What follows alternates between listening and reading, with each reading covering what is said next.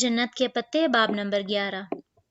उसने हमेशा गिरफ्तारी के इम्कान को मद्देनजर रखा था, मगर रॉ की तहवील और तशद्दुद क्या होता है ये उसे तब मालूम हुआ जब उसने खुद को उनकी हिरासत में पाया। एक मुकामी बैंक के बाहर वो वक्त मुकर्ररा पे दोस्त से मिलने आया था। दोस्त से मुराद उसका कोई फ्रेंड या अजीज नहीं जिससे उसकी दोस्ती थी, बल्कि वो अपने मुल्क के एजेंट्स को दोस्त कहा करते थे। उस मुकामी दोस्त को उस तक चंद अशिया पहुंचानी थी। वक्त जगह सब कुछ दोस्त का मुकर्रर करदा था। वो पहले भी उसे साथी जासूस से कई बार मिल चुका था। वो 30-32 बरस का खुशशक्ल सा पाकिस्तानी था जो भारत में भारतीयों की तरह ही रह रहा था। उसको देखकर कभी जहान को नहीं लगा था कि यही दोस्त उसको यूं धोखा देगा। वक्त मुकर्ररा पर उसे बुलाकर वो खुद नहीं आया। वो उस जगह के करीब ही इंतजार करता रहा जब तक दोस्त ने नहीं आ जाना था। वो उधर से नहीं जा सकता था, मगर फिर एकदम से पीछे से किसी ने उसके सर पे कुछ दे मारा और वो ज़र्ब इतनी शदीद थी कि वो चंद लम्हे के लिए वाक़अतन संभल ना सका, और बस वो चंद लम्हे उसे जिंदगी के बदतरीन दौर में ले गए। रॉ की तहवील जो जहन्नम से भी बदतर थी। वह उसके बेहोश होते वजूद को घसीटते धकेलते उसको अपने साथ ले गए। हाथ आंखें सब बांध दिया गया। वो अंधा मफलूज होकर रह गया था। वो इतने सारे एहलकार थे और वो अकेला था। वह उनसे नहीं लड़ सकता था। इस पहली ही ज़र्ब ने उसे बेबस कर दिया था। कहीं किसी इमारत के अंदर एक काल कोठरी नुमा सेल में ले जाकर उसकी आंखों से पट्टी उतारी गई। फिर एक अफसर ने उसके बालों से पकड़कर चेहरा ऊंचा किया, मुंह पे लगी टेप उतारी और प्लास किस्म के आले से उसके हर एक दांत और दढ़ा को भारी भारी खींचा। जैसे ही वो आला नकली डाढ़ पे आया, जहर भरी डाढ़ खींचकर अलग हो गई। ये नकली दाढ़ें लगाने का तरीका दुनिया की हर इंटेलिजेंस में पाया जाता है। सो हर एजेंट को गिरफ्तार करते हुए वो सबसे पहले उसकी धाड़ अलग कर देते हैं। सो उन्होंने पाकिस्तानी जासूस को गिरफ्तार करते ही सबसे पहले उसका फरार का वाहिद रास्ता ख़त्म किया। फिर दोबारा से उसकी आंखों पर पट्टी बांधकर उसे अपने साथ चलाते बाहर ले गए। ऐसी जेलों में कैदी के फरार का हर इम्कान ख़त्म करने के लिए कि कहीं वो अपने सेल से तफ्तीशी सेल का फासला और सिमत न जान ले और इस तरह फरार होने का कोई मंसूबा तरतीब दे ले, से हर चंद कदम बाद लट्टू की तरह घुमाया जाता ताकि वो सिमत खो दे और फिर वो आगे चलाते। उसे तरबियत के दौरान बताया गया था कि ऐसे में क्या करना चाहिए, अपने कदम गिनने चाहिए और आसपास की खुशबू सूंघनी चाहिए, आवाज़ें सुननी चाहिए। उसने यही किया। हर तरफ कहीं न कोई आवाज़ थी। फिर जब करीबन 60 कदम हो गए तो वो उसे एक कमरे में लाए, कुर्सी पे बिठाए और हाथ पांव कुर्सी के साथ बांधने पर आंखों से पट्टी उतारी। तारीकी से तेज रोशनी उसकी आंखें चंदिया गईं। सामने मेज पर एक बड़े रिफ्लेक्टर में लगा बल्ब रोशनी के टॉर्चर के लिए इस्तेमाल हो रहा था। उसकी रोशनी से आंखों में तकलीफ होती थी। उसने बेइख्तियार चेहरा पीछे करके आंखें सेकेड़ी और सामने देखना चाहा। मेज के उस पार एक आदमी कुर्सी पे बैठा था जो अपने हुलिये से कोई आला अफसर लगता था। मेज पर एक हैंडलर से मिलती जुलती चीज भी थी। एक तरफ दीवार में शीशा लगा था जहां उसने जरा सी गर्दन मोड़कर इधर देखा। उसे अपने आईने में अपना अक्स नजर आया, मगर वो जानता था कि उसकी तरफ से आईना था, जबकि उसकी दूसरी तरफ ये शीशे का काम दे रहा था। यानी अंदर बैठे आदमी को उसमें अपना अक्स नजर आएगा, लेकिन जो अफसर्स और साइकेट्रिस्ट उस शीशे के पार खड़े होंगे वो इसको शीशे की तरह से इस्तेमाल करते हुए उसमें से अंदर का मंजर देख रहे होंगे। वहां होने वाली तमाम गुफ्तगू अंग्रेजी में होती थी। उन्होंने इसे पहली गुफ्तगू में उसको बताया कि उसके पास फरार का रास्ता नहीं है। उसकी जेलों से मुर्दा या अपाहिज होकर ही लोग निकलते हैं। वो जानते हैं कि वो एक पाक स्पाई पाकिस्तानी जासूस है, इसलिए वो सब कुछ सच सच बता दे। इस सूरत में वो उसके साथ रियायत बरतेंगे। वो जानता था कि उसकी गिरफ्तारी दोस्त के कहने पे अमल में आई है और साफ जाहिर था कि वो बखूबी वाकिफ है कि वो जासूस है, लेकिन उसके पास जो स्मगलर वाला कवर था, ये कि वो एक स्मगलर है और उस दोस्त ने किसी पुराने बदले के बस उसे जासूस कहकर फंसवाया है, वो कवर उसे अब मरते दम तक कायम रखना था। उसका इंटरव्यू शुरू हो चुका था। नाम फरीद हयात, कौमियत पाकिस्तानी, दीन इस्लाम, शहर सियालकोट, किसने तरबियत दी, जद्दी पुश्ती स्मगलर्स हैं हम, हमारे बाप दादा हमारी तरबियत करते हैं। उसने अपनी अजली बेनियाजी से कहा।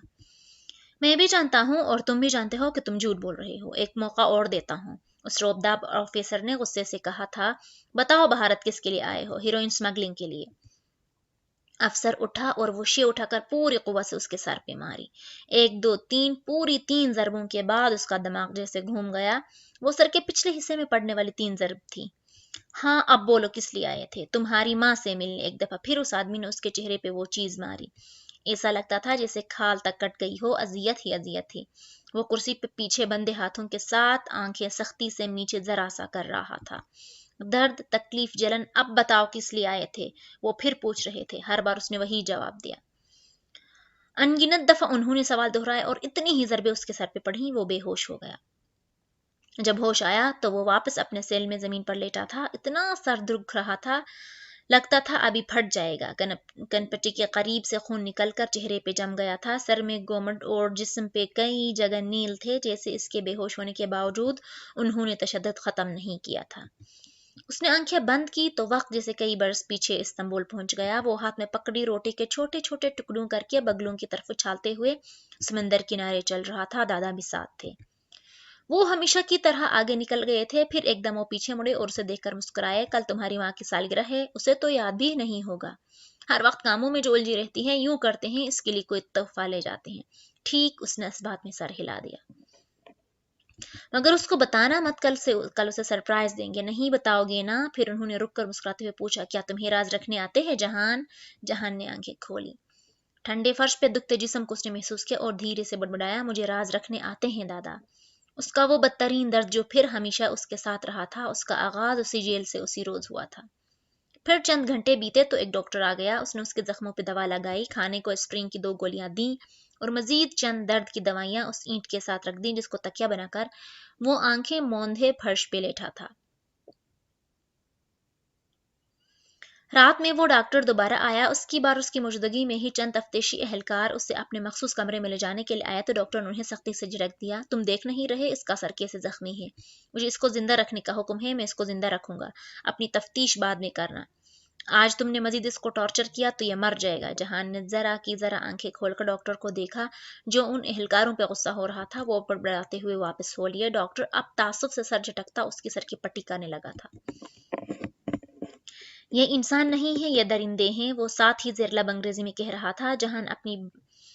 जहान बस अपनी निढाल नीमवा आंखों से उसे देख रहा था। तुम फिक्र मत करो, मैं तुम्हारी हर मुमकिन मदद करूंगा। फिर वो उसके करीब झुकते हुए धीमी आवाज में बोला, मैं मुसलमान हूँ। अगर तुम्हें कुरान या जाय नमाज चाहिए तो उसका बंदोबस्त भी करूंगा। जहान चंद लम्हे खामोश नजरों से उसे देखता रहा। फिर बोला, क्या तुम मुझे सूरतुल ईमान लाकर दे सकते हो? हाँ, मैं तुम्हें पूरा कुरान मंगवा देता हूँ। मंगवा दो। वो हौले से मुस्कुराए और आंखें फिर से मूंद ली। कैसा मुसलमान था ये डॉक्टर? जैसे ये तक मालूम नहीं कि कुरान में अल ईमान नाम की कोई सूरत नहीं है। गधा ना हो तो। वो जानता था कि ये मुजरिमों, खुसूसन जासूसी के मुजरिमों की तफ्तीश का पुराना तरीका था। एक ऑफिसर आप पे बेहद सख्ती और टॉर्चर करता है जबकि दूसरा आपकी तरफदारी करता है, खुद को आपका हमदर्द साबित करता है ताकि ऐसे हालात में जब इंसान को अपने करीब कोई नजर न आए वो खुद को मदद के लिए आने वाला फरिश्ता साबित करे और अहम सब मालूमात गलवा ले। बहरहाल उसे उर्दू तर्जुमे वाला कुरान, नमाज वाली टोपी और जाए नमाज ला दी गई। वजू का पानी भी दिया गया। ये उस काल कोठरी का वाहिद रोज़न था, वरना वो दिन बहुत तारीख थे।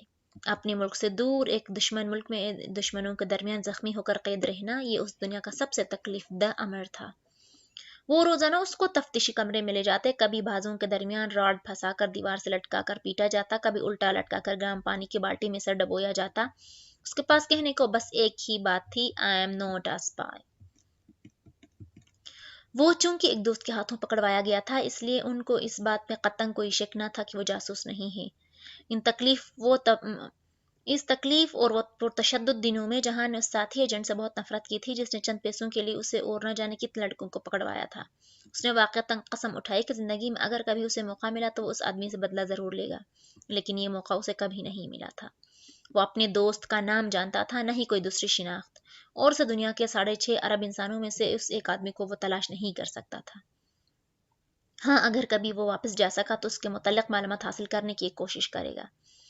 ये अलग बात थी कि ऐसी कोशिशें अमूमन कामयाब नहीं हुआ करती और ये भी कि वापसी इन दिनों बहुत नामुमकिन सी चीज़ थी। करीबन 12 दिन बाद उसने सूरज उस वक्त देखा जब वो उसे उसके सेल से निकालकर बाहर बरामदे में लाए। جہاں لوہے کے بڑے بڑے بلاک تپتی گرمی میں تپ رہے تھے اور اس کو باری باری ان بلاکس پہ لٹاتے تھے، جلن، آگ، تپش، جلنے سے زیادہ بڑا عذاب بھی کوئی نہیں ہو سکتا ہے بھلا۔ اس کی انا اور مردانگی کو گوارنا تھا کہ ان لوگوں کے سامنے اس کے لبوں سے اف تک نکلے، مگر بعض اوقات کراہنے اور درد سے بلبلا اٹھنے سے وہ خود کو روک نہیں پاتا تھا۔ تب اسے بہت غصہ، بہت بے بسی محسوس ہوئی تھی، مگر یہ باتیں تھیں۔ ہی ول ناٹ سنگ، وہ اپنی زبان نہیں کھولے گا۔ پھر وہ اندھیر دن اور رات اس کے اندر سے ہر چیز آہستہ آہستہ نگلنے لگی۔ اپنی ذات کا وقار اور عزت نفس تو وہ کھو چکا تھا، پھر جب ہر روز وہ اسے بے پناہ تشدد کر کے نیم جاں حالت میں سل کے سخت فرش پہ پھینک کر چلے جاتے تو اندر موجود ہر جذبہ فرش کی گرمی میں بسم ہونے لگتا۔ جیل جانے سے قبل وہ اتنا تلخ اور بے حس نہیں تھا۔ زندگی اور زندگی کی تمام تر نرمی اس کے اندر موجود تھی، مگر ان تاریک دنوں نے ہر چیز اپنے اندر جذب کر لی۔ وہ دن اور رات کا حساب نہ کر پاتا، آہستہ آہستہ رات دن برابر ہو گئی۔ اس کا وقت کا حساب مکمل طور پر کھو دیا۔ جب کھانا آتا تو معلوم ہوتا کہ رات ہو گئی ہے۔ کھانے کی پلیٹ جو پہرے دار دروازے کے درز سے جان بوجھ کر یوں ترچھا کر کے تھماتا کہ اس کا پکڑتے پلیٹ زمین پر گر جاتی، اسے اس گندی زمین سے سالن اٹھا کر کھانا پڑتا، جس کو چباتے ہوئے بھی اندر ریت اور پتھر محسوس ہوتے تھے۔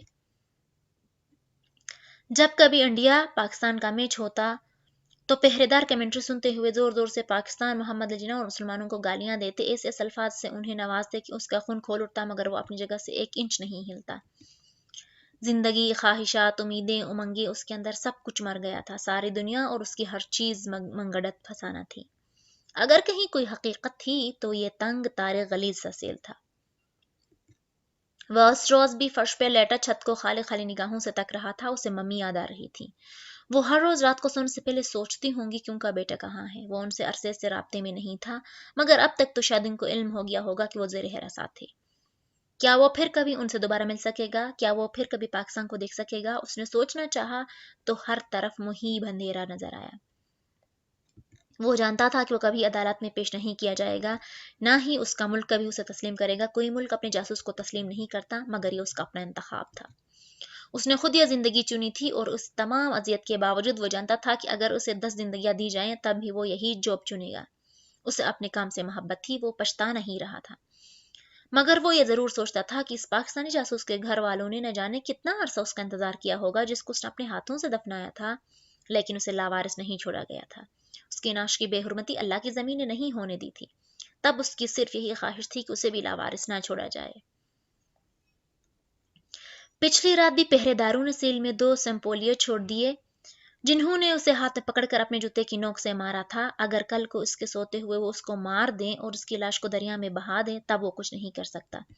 اسے نہ نام چاہیے تھا، نہ شہرت، نہ ستائش، اسے بس ایک عزت دار جنازہ چاہیے تھا۔ وہ بہت اذیتناک روز و شب تھے۔ اس وقت بہت وہ سوچوں میں غلطاں تھا۔ پہرے دار اس کے سیل میں لا کر کسی کو پھینک گئے تھے۔ انہوں نے آنکھیں کھول کر گردن ذرا سی موڑ کر دیکھا۔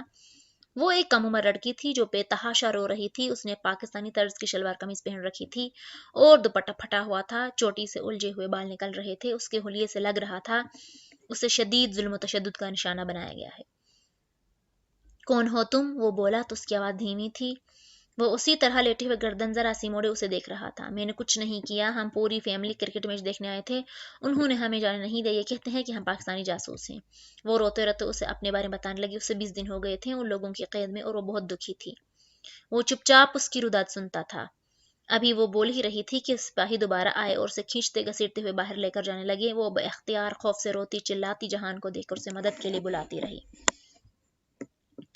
جہان نے گردن واپس موڑ کر آنکھیں بند کر لی۔ وہ کچھ نہیں کر سکتا تھا۔ 3 روز تک روز رات کو وہ اس لڑکی کو لے جاتے۔ ٹارچر سیل قریب ہی تھا، وہاں سے اس کی دردناک چیخیں، آہیں، سسکیاں یہاں تک صاف سنائی دیتی۔ صبح کے قریب وہ اسے سیل میں واپس پھینک جاتے۔ اسی حالت میں وہ مزید زخمی ہوتی اور مزید رو ہی رہی ہوتی۔ تیسری صبح اٹھا، اپنے درد کو بھلائے، اس نے پانی کے برتن سے ایک گلاس بھرا اور اس کے قریب لے کر آیا۔ وہ بند آنکھوں سے نڈھال سی کر رہی تھی۔ اس نے اس لڑکی کی آنکھوں کو دیکھا تو ایک دم جیسے کوئی یاد ہرس اچھانے لگی۔ فریحہ ابکان رضا، بہت خوبصورت اور طرحدار فریحہ۔ وہ ایک روز ان کے گھر گیا تو اس نے لاؤنج میں بیٹھی فریحہ کو آئینے پکڑے موچنے سے اپنی بھوؤں کو تراشتے دیکھا تھا۔ علی کرامت کی ممی اپنی بھوئیں کو نہیں تراشتی تھی۔ ان کی ابرو قدرتی تھے مگر اچھے لگتے۔ آپ کیوں مسز فریحہ کی طرح اپنے آئیبروز کو شیپ نہیں دیتی؟ اس نے ان سے پوچھ لیا تو وہ ہنس کر بولی، اللہ تعالیٰ کی بنائی ہوئی چیزیں اپنی مرضی سے رد و بدل نہیں کرتے بیٹا، اللہ تعالیٰ کو اچھا نہیں لگے گا۔ وہ اس نیم بے ہوش پڑی لڑکی کی بوئیں دیکھ رہا تھا، بالکل فریحہ کی طرح کمان کی شکل میں بنی ابرو بہت صاف تھیں۔ اگر وہ ایک ماہ سے زیر حراست تھی تو ابھی تک ابرو کی شیپ خراب کیوں نہیں ہوئی تھی؟ کیا اسے جیل میں ابرو تراش ملا کرتا تھا؟ لعنت، اس نے گلاس پورا کا پورا اس کے چہرے پر انڈیلا اور اٹھ کر واپس اپنی جگہ پر آ گیا۔ وہ راہ کرے گئی مگر زیادہ حرکت نہیں کی۔ ایسے اسٹول پیجنز اکثر جیل میں مطلوبہ ملزم کے ساتھ ڈالے جاتے تھے تاکہ وہ اپنے اوپر ہونے والے مظالم کی داستان اور اپنی چیخیں سنا کر ملزم کو ڈرا سکے اور وہ اپنی زبان کھول دے، یا کم از کم اس کی ہمدردی لے کر وہ اسٹول پیجن اس کے بارے میں کچھ جان سکے۔ وہ اب دن رات اپنے فرار کے متعلق سوچا کرتا تھا۔ وہ جیل اتنی زیادہ پہروں میں بند تھی کہ وہاں سے بھاگنا ناممکن تھا۔ کرے تو کیا کرے؟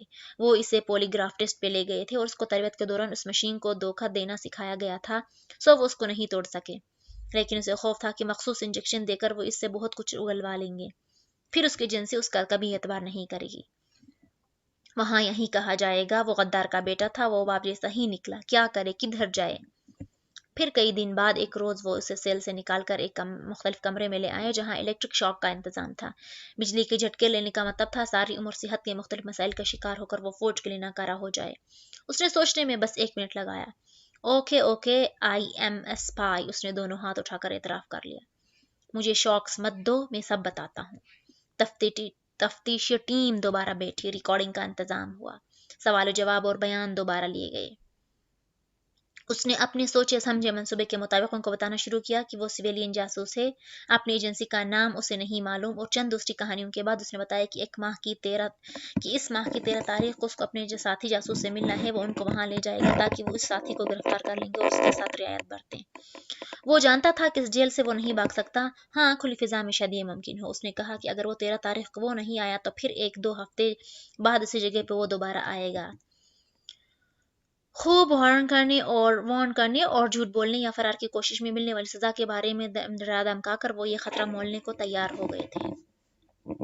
اس کے پاس بھی اس کے سوا کوئی چارہ نہیں تھا اور ان کے پاس بھی اس کے سوا کوئی چارہ نہیں تھا۔ وہ انہیں ایک پرہجوم جگہ پر لے آیا، مگر وہاں اتنی سیکورٹی اور مکمل انتظامات ہے کہ ادھر سے فرار ہونا کسی اسپائڈر مین کے لیے تو ممکن تھا مگر انسان کے لیے نہیں۔ اس نے وہاں ادھر ادھر ٹہلتے ہوئے بہت دفعہ کوشش کی کہ کہیں کوئی جھول مل جائے مگر یہ ناممکن تھا۔ وہ چپ چاپ واپس آ گیا۔ اگلے ہفتے وہ پہلے سے زیادہ سیکورٹی کے ساتھ اسی جگہ پر لے جایا گیا۔ اس کا کوئی ادھر دوست نہیں آیا، سو کوئی نہ آیا۔ 3 گھنٹے اس پل وہ ادھر ادھر ٹھہر کر وہ اس سے ہٹ کر ایک بک سٹال پر چلا آیا۔ ہر طرف سادہ کپڑوں میں موجود سیکورٹی اہلکار اس پر نگاہیں مرکوز کیے ہوئے تھے۔ وہ ایک رسالہ اٹھا کر اس کی ورق گردانی کرنے لگا۔ اس کا ارادہ گھنٹہ بھر مزید ٹہل کر یہاں سے واپس ہو لینے کا تھا۔ کون سا کسی نے آنا تھا؟ اب اتنی گرمی میں وہ کیوں خار ہوتا رہے؟ رسالہ رکھ کر وہ مڑ نہیں لگا تھا کہ شاپ سے نکلتی 3 لڑکیاں ہنستی باتیں کرتی یوں ایک دم اس کے سامنے آئیں کہ وہ ان سے ٹکرا گیا۔ اوہ، جس لڑکی سے وہ ٹکرایا تھا وہ ایک دم اتنی بوکھلائی کہ اس کی کتابیں اور فائل نیچے جا گری۔ وہ جلدی جلدی معذرت کرتا اس کی کتابیں اٹھانے لگا۔ وہ کالج یونیفارم میں ملبوس لڑکیاں تھیں جس سے وہ ٹکرایا تھا۔ اس نے سر پہ دوپٹہ لے رکھا تھا، سفید دوپٹے کے ہولے میں چمکتا چہرہ بہت معصوم، بہت گھبرایا ہوا لگ رہا تھا۔ جہاں کے ساتھ جھک کر اس نے اپنی فائل اٹھائی اور کچھ اس طرح سے اٹھائی کہ اس پہ لکھے الفاظ واضح ہو گئے۔ وہ بہت کوشش اور سے اپنی حیرانی ظاہر کیے بغیر اٹھا۔ دل ایک دم زور سے دھڑکنے لگا تھا۔ لڑکیاں جلدی جلدی اپنی چیزیں سنبھال کر واپس مڑ گئیں۔ وہ خود کو پرسکون رکھتے ہوئے پھر سے بک ریک کی طرف متوجہ ہو گیا۔ ایک کتاب اٹھا کر اسے چہرے کے سامنے تان لی تاکہ اس کے تاثرات اس کے نگرانوں سے چھپ جائیں۔ اس لڑکی کے فائل پہ ایک افسر کا نام، رینک اور اس کے تفتیشی ٹیم میں شمولیت کا دن لکھا تھا۔ ساتھ میں پہچان کے لیے جہان کا اپنا کوڈ نمبر اور اس کے کوڈ نیم کا مخفف بھی لکھا تھا، ARP، ایجنٹ روز پیٹل۔ اس میں اور گلاب کی پنکھڑی میں کوئی مماثلت نہیں تھی۔ یہ بس ایک کوڈ نیم تھا جیسا عموماً ہوا کرتے تھے۔ شاید جس نے الاٹ کیا تھا اس کے سامنے اس وقت روز پیٹل ٹشو کا ڈبہ رکھا ہو۔ بہرحال لڑکی کے فائل پہ لکھے یہ الفاظ پہچان کے لیے کافی تھے۔ اس نے کتاب واپس رکھتے ہوئے سرسری سے انداز میں دکان کی شیشے کے دروازے کو دیکھا جہاں دور مخالف سمت جاتی 3 لڑکیوں کا عکس نمایاں تھا۔ اسی پل فائل والی لڑکی نے گردن ذرا مڑ کر اسے دیکھا۔ اس کی آنکھوں میں ایک مسکراہٹ تھی۔ مرہ جمیلہ، خوبصورت عورت۔ اگلے ہی لمحے مرہ جمیلہ واپس پلٹ گئی۔ وہ 3 لڑکیاں اب بس پوائنٹ کی طرف بڑھ رہی تھیں۔ وہ سب کچھ اتنے عام سے انداز میں ہوا تھا کہ ان درجنوں نگرانوں نے بھی کچھ محسوس نہیں کیا۔ 1 گھنٹے بعد وہ واپس چلے آئے۔ اب اس کے پاس مزید ایک ہفتے کا وقت تھا. اگلے ہفتے اس کو آخری دفعہ ان لوگوں کی اس جگہ پہ لے کر جانا تھا. اس کے تعاون کے پیش نظر ہفتے 10 دن اس پہ تشدد نہیں کیا گیا. کھانا بھی قدر بہتر مل رہا تھا. شاید وہ سمجھے کہ اگر وہ راز اگل دے تو اس کو چھوڑ دیں گے. حالانکہ وہ جانتا تھا کہ تب بھی وہ مارا جائے گا، مگر اب اسے امید تھی. اسے لاوارث نہیں چھوڑا گیا تھا. اسے بس اس آفیسر کا انتظار کرنا تھا جو چند دن میں ادھر آ جائے گا اور فرار میں اس کی مدد کرے گا. اور پھر ایک روز وہ آفیسر اس کی تفتیش پہ تعینات ہو ہی گیا. اس کو امید تھی کہ اس کی مدد کرے گا، مگر اس نے اس پر تفتیش اور تشدد کے پہاڑ توڑ ڈالے. وہ اس پہ چلاتا تھا، اس کو گالیاں دیتا تھا اور بہت ظلم کیا کرتا تھا، جیسے اس قیدی کی زبان کھلوانا اس کے کیریئر کا مسئلہ تھا. وہ اس آفیسر کے بارے میں شش و پنج میں مبتلا ہو گیا. ہو سکتا ہے وہ لڑکی بھی انہی بھارتیوں کی بھیجی گئی ہو تاکہ وہ اس آفیسر کو اپنا ہمدرد خیال کر کے اس سے دل کی بات کر بیٹھے. مگر پھر اس لڑکی کی فائل پہ اس کا کوڈ نمبر کیسے لکھا تھا؟ وہ کوڈ نمبر پاکستان میں بہت اہم جگہ محفوظ تھا. وہ یوں کسی کو نہیں مل سکتا تھا. وہ کیا کرے؟ صبر اور انتظار. اور ایسی ہی ایک شام جب بھارت اور پاکستان کے کرکٹ میچ میں پاکستان جیت گیا تو اس آفیسر نے غصے اور اشتعال میں تمام گارڈز کو اس پہ کھلا چھوڑ دیا. وہ اس کو پیٹتے رہے، مارتے رہے، ٹھڈوں سے، مکوں سے، لاتوں اور گالیاں دیتے رہے. وہ سہتا رہا. اور جب یہ سیشن ختم ہوا تو وہ سب باہر گئے. آخری جانے والوں میں وہ آفیسر تھا. جب اس نے درد سے کراہتے سر کو سیدھا کیا اور نیم جان آنکھوں کو کھول کر دیکھنا چاہا تو اس کی سیل کی چابی اس کے ساتھ گری پڑی تھی. یہ یقیناً بظاہر ان گارڈز کی دھکم پیل میں گری تھی، مگر وہ جان گیا تھا کہ وہ آفیسر ان کا اپنا تھا. اب وہ یہاں سے نکل سکتا تھا اور اس آفیسر پہ کوئی شک بھی نہیں کر سکے گا. اس نے اپنی اور جہان دونوں کی چمڑی بچانی چاہی تھی. کبھی زندگی نے موقع دیا تو وہ اس ہندو افسر کے احسان کا بدلہ ضرور پورا کرے گا. کاش وہ اس کے لیے کچھ کر سکتا. 3 دن تک اس نے خاموشی سے انتظار کیا. چابی اس نے چھپا لی تھی. جب زخم ذرا بھر گئے تو ہولی آ گئی. تہوار کا دن. سب اس روز مگن تھے. وہ اپنا کام کر سکتا تھا اور وہ موقع کا انتظار کرتا رہ گیا. جب اچانک ہر طرف شور اٹھا، دھکم پیل، افراتفری. کہیں کسی کمرے میں آگ لگ گئی تھی. لوگ بھاگ رہے تھے اور وہ جان گیا تھا کہ اس کے پیچھے کس کا ہاتھ ہے. باقی سب تاریخ کا حصہ بن گیا. اس افراتفری میں سیل سے نکلنا، ایک آفیسر کو گرا کر اس کا لباس اور کارڈ ہتھی آنا کچھ مشکل نہ تھا، یہاں تک کہ اس بلڈنگ سے باہر نکل آیا. پورے 1 ماہ 10 دن بعد اس کو اس عقوبت خانے سے رہائی مل گئی. چند ہی دن بعد وہ راجستھان کے قریب کی سرحد کو عبور کر کے اپنے ملک واپس پہنچ چکا تھا. 1.5 برس بعد وہ جن حالات سے گزر کر پاکستان پہنچا وہ ناقابل یقین تھے. جب وہ واپس لاہور پہنچا تو اس کے زخم ابھی بھرے نہیں تھے. مسلسل علاج اور دیکھ بھال کے بعد ظاہری زخم تو مندمل ہو گئے، مگر وہ سر کا بدترین درد اس کے ساتھ رہا. اس نے کبھی اپنے اس درد کو ظاہر نہیں کیا. وہ نہیں چاہتا تھا کہ کوئی بیماری یا معذوری اس کے سروس ریکارڈ کو خراب کرے اور وہ میدان جنگ سے واپس بیرکوں میں بیچ دیا جائے. ان کی ایجنسی کا ایک مشہور مقولہ تھا کہ ہم زمانے امن میں جنگ کرتے ہیں اور زمانے جنگ میں اپنی کی ہوئی جنگ کا نتیجہ دیکھتے ہیں. ابھی وہ مزید جنگ کرنا چاہتا تھا. جنت کے پتے ایک فرضی داستان ہے، مگر جیل کے دوران تشدد کے مختلف طریقے جو یہاں بیان کیے گئے ہیں وہ بالکل درست اور حقیقت پہ مبنی ہے. یہ چند واقعات ابو شجاع ابو وقار کی کتاب غازی میں بیان کی گئی سچی داستان جو سلیم نامی ایک حقیقی جاسوس کی داستان ہے سے متاثر ہو کر لکھے گئے ہیں، جس کے لیے ہم اس کتاب کے لکھاریوں کے احسان مند ہیں اور سر سلیم کے ایصال ثواب اور مغفرت کے لیے دعا گو ہیں.